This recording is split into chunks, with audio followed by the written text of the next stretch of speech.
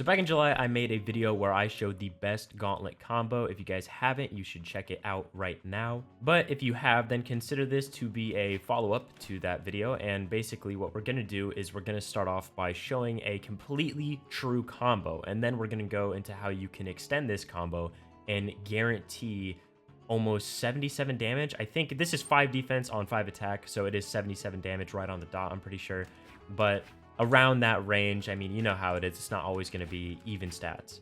So first, with the D-Light ground pound into gravity cancel end light, it's honestly not that hard to hit. The hardest part is figuring out the D-Light, right? To hit it, the D-Light, like, you have to be borderline stacked. You have to literally be like this.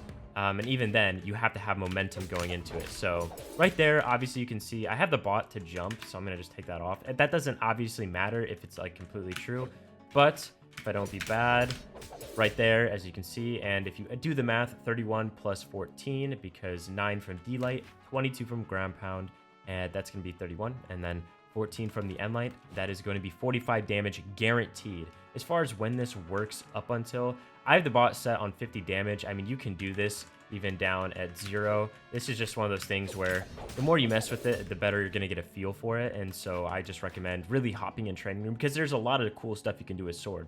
So the next one, you might be wondering, well, Phazon, how can I guarantee this one to completely hit? Well, you see how I got that D-Light ground pound. Now imagine the opponent has no dodge. Whereas when I did this, right, when they have a dodge, you have to hit it true, and you can only lead it into the end light, so they can't dodge. But you actually have some more leniency with this string, and the string is D-Light ground pound into Sair. It's one of those where I think just practice makes perfect. Also, you also might be thinking, before you do anything else, before you comment, no, they can't jump if you do this right. And also, it has to be an air dodge, which means they have almost 3 seconds of no dodge.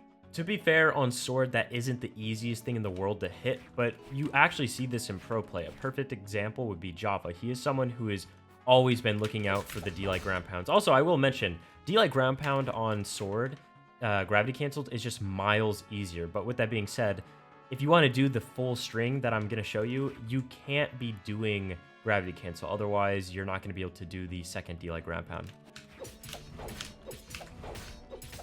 Okay, so right there is the full string that you can do, which totals 77 damage. I didn't have the bot set to jump because when you include the jump, when it gets to that second D-Light into ground pound, it's a weird spacing you have to do. It can still work, but also it's going to be working more consistently if your opponent just doesn't jump. I'm sure I'm just doing it worse than it actually is, but also this is one of those combos where, you know, you want to put maybe a little bit of damage on your opponent just because with the way they bounce with the ground pound off, it'll ensure then you hit like the full side air, for example, like right there. I mean, the bot's at 50. So stuff like that, when you're up here, you're not going to just end up clipping them like halfway. And if you do, it's not a big deal, right? You're still going to get like plus 8 damage at the bare minimum if you do everything else correct. But I really encourage you guys to try this and practice this. I do think it is very, very good. It's one of the few times you can actually extend on sword, and arguably this is the best, if not the best way to extend on sword. So hit the training room. I hope you guys enjoyed. And also remember, if you want to do this, the best way to probably get it in an actual game is to just catch them when they're like dodging down and you catch the air dodge with your D-Light. That is probably the most practical application I can give you. Hope you guys enjoyed though. See ya.